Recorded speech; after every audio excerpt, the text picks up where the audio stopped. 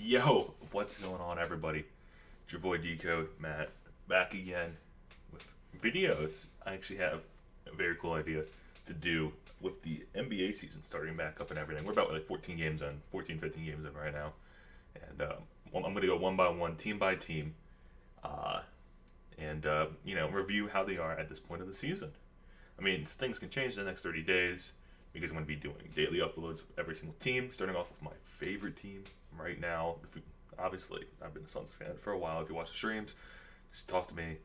Like, big Suns fan since 2016. Yeah, right out there before, Josh Jackson and everything. And, it could have had, like, Tatum or somebody else. But, hey, we're going to be starting with the Suns, starting off with, this season, 2021 into 2022. They're on a 10-game winning streak as I'm recording this. It's the 18th. Right before Friday, they just came back against Mavericks last night. They looked amazing in that second half. Absolutely stunning. Like I rewatched, I was on streaming, but like I got to rewatch the game this morning. So just not being able to watch it live. Book hit his shots and everything. So let's get into how the Suns are doing right now, with the big moves of further offseason being Landry Shamet and JaVale McGee and Elfrid Payton. Like there wasn't much else. Like it sucks to see Javon Carter go, especially after the playoff run and everything. But we're here. Landry Shamet was on fire the first two games. Boom. He hasn't done much. Everything else, like at least most of our like key guys have played all 14 games so far. Like I have stats pulled up also. Like Bridges has played 14 games, Booker's played 14 games, Chris Paul's played 14 games, Crowder and Johnson have played all 14, and McGee's played all 14. With like Shaman and Dater both playing 13. Like, yeah, having Aiden back is what we need, but we won a lot of games without DeAndre Ayton too, which shows how good the team is with McGee at the 5 or Kaminsky at the 5, because Kaminsky had an amazing run. I think he put up 31 and 13 one night. I think.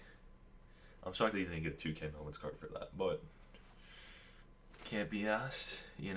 Like right now, if you look at field goal percentage, Bridges is 53%, 39% from three. Like he is shooting so efficiently with 13 points a game. You can't ask for that better than that for the money that they just extended him for. And every night he goes out there, locks up the best guy on the court that it is either small forward, shooting guard, or power forward because of size and everything. Chris Paul's always going to get the point guard assignment. We know that. But Bridges will guard literally anybody. He does not care. Like Devin Booker's putting up 23 on good shooting. I mean, 44% from 44% from two, overall, and 37 from three. You can't ask for anything better than that from Booker. I mean, yeah, you can ask for a little bit better, but he's still putting up 23 a night. Like it's in his free throw is like 83, but it's free throw. It's like you can't be more impressed with the Suns team when like I'm saying like more like the Suns. If they start beating the Warriors, like whenever they play the Warriors, people will be like, whoa, what's going on? And stop for a second and be like, okay, maybe the Suns are the best team in the West still. Even though nothing's changed. It's just, it's the same guys, same key guys. We got a little bit more vets, a little bit more age, Jay Crowder finally hit 31, which is shocking. I just saw that, like, Jay Crowder's not, like, 33. I'm shocked by that. Because we're growing up and seeing Jay Crowder in Boston, Dallas, Cleveland. It's just so weird to see James Crowder, the journeyman, when as a Suns fan, because you're just like, whoa, he's starting. He's still a good starter. Like he can still lock up one of the next best guys, big men wise, because the center always goes to Aiden anyway. So I'll get the second best guy. We saw that against LeBron in the playoffs and everything. And the Suns, pretty hot start here. Some of their wins are against some teams that are just like especially with the one loss to the Kings when Harrison Barnes went off. Like, I thought back then I was like, ugh, yikes, this is not looking so hot for the Suns because hey, we're coming off that finals, being up 2-0, going down 4-2, losing 4 straight games. There's nothing worse than that. And then I saw the news that they're letting Jalen Smith go. I'm just like, you had so much opportunity for these other picks. Like, you could have got Sadiq Bey, you could have got like Halliburton, you could have got who I'm coming to a blank. Well, you could get Isaiah Stewart to come off the bench. There's a lot of good guys with value that you could have. Even Devin Vassell. I think he's doing pretty decent so far. I haven't watched much Spurs game because Spurs fans, let me know how you feel with that. It's weird to see them bad. It's weird because they got Keldon Johnson and DeJounte Murray, and then it's just like filling the rest with like all their twos they picked up over the past few years. Like, yeah, Devin White. Is it Devin White? I think so. It's Devin White. I don't remember. But like, who was that one guy?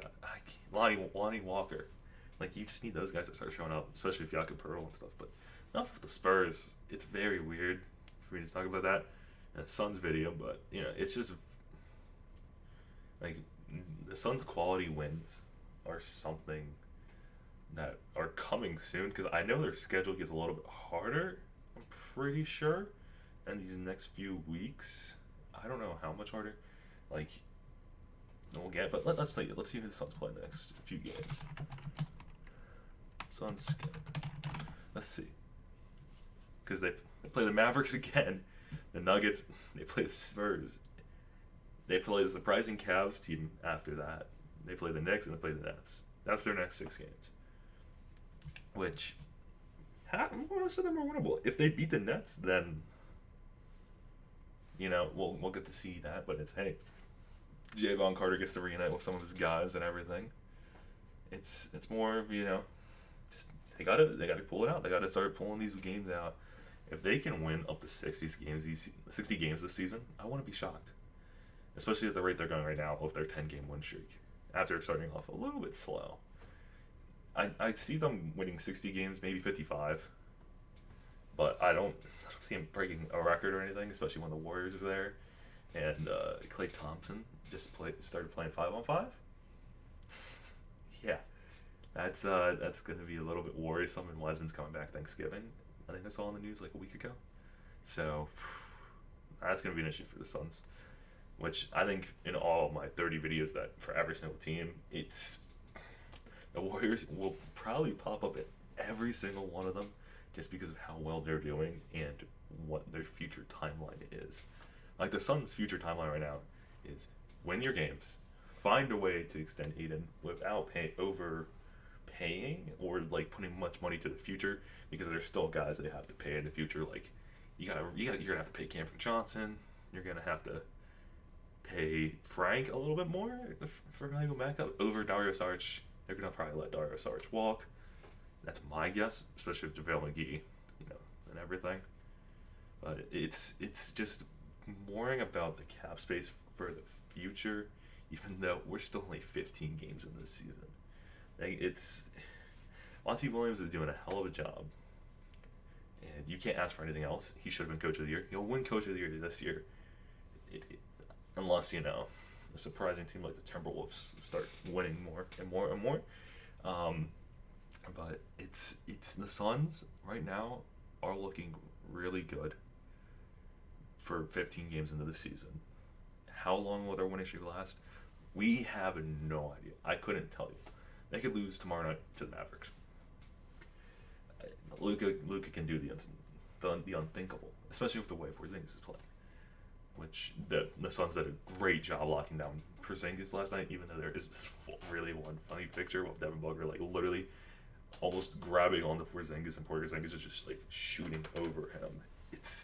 You can't stop that with Booker's size, and Porzingis is like